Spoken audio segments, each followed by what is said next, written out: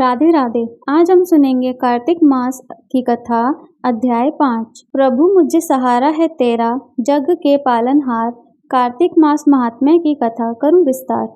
राजा पृथु बोले, हे नारद जी, आपने कार्तिक मास में स्नान का फल कहा, अब अन्य मासों में विधि पूर्वक स्नान करने की विधि, नियम और उद्यापन की विधि भी बतलाइए।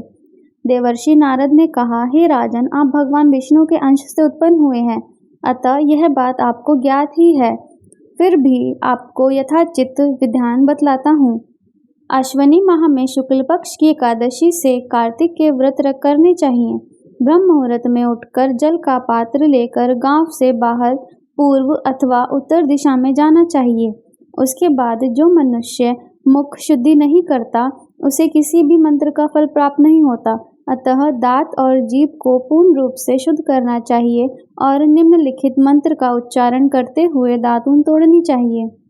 हे वनस्पते, आप मुझे आयु, कीर्ति, तेज, प्रज्ञा, पशु, संपत्ति, महाज्ञान, बुद्धि और विद्या प्रदान करो। इस प्रकार उच्चारण करके वृक्ष से 12 अंगुल की दातून ले। दूध वाले वृक्षों से दातून नहीं लेनी चाहिए।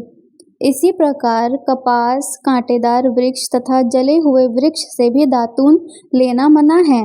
जिससे उत्तम गंध आती हो और जिसकी टहनी कोमल हो, ऐसे ही वृक्ष से दंत धावन ग्रहण करना चाहिए। प्रतिपदा, अमावस्या, नवमी, छठी, रविवार को चंद्र तथा सूर्य ग्रहण में दातून नहीं करनी चाहिए।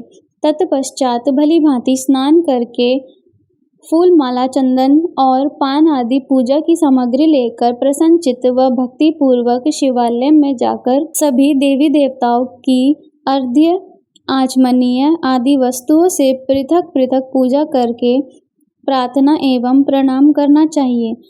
फिर भक्तों के स्वर में स्वर मिलाकर श्री हरि का कीर्तन करना चाहिए। मंदिर में जो गायक भगवान श्री हरि का कीर्तन करने आए हों, उनका माला, चंदन, तांबूल आदि से पूजन करना चाहिए, क्योंकि देवालयों में भगवान विष्णु को अपनी तपस्या, योग और दान द्वारा प्रसन्न करते थे। परंतु कलयुग में भगवद गुणगान को ही भगवान श्री हरि को प्रसन्न करने का एकमात्र साधन माना गया है। नारद जी राजा पृथु से बोले, हे राजन, एक बार मैंने भगवान से पूछा कि हे प्रभु, आप सबसे अधिक कहाँ निवास करते हैं।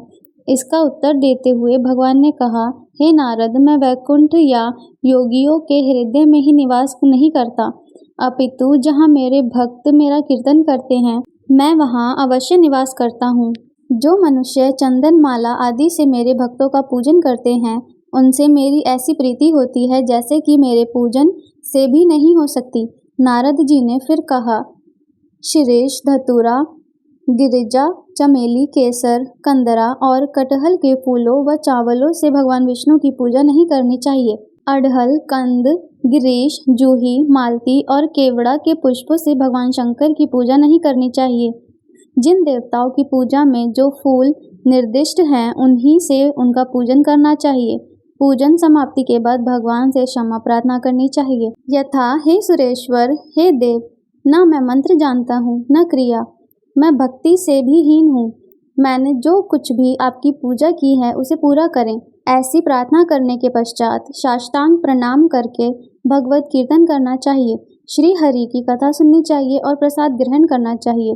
जो मनुष्य उपरोक्त विधि के अनुसार कार्तिक व्रत का अनुष्ठान करते हैं, वह जगत के सभी सुखों को भोगते हुए अंत में मुक्ति को प्राप्त करते हैं। हे कार्तिक महाराज, इस कहानी को सुनते सभी भक्तों पर अपनी कृपा बरसाना। जय कार्तिक महाराज। राधे राधे।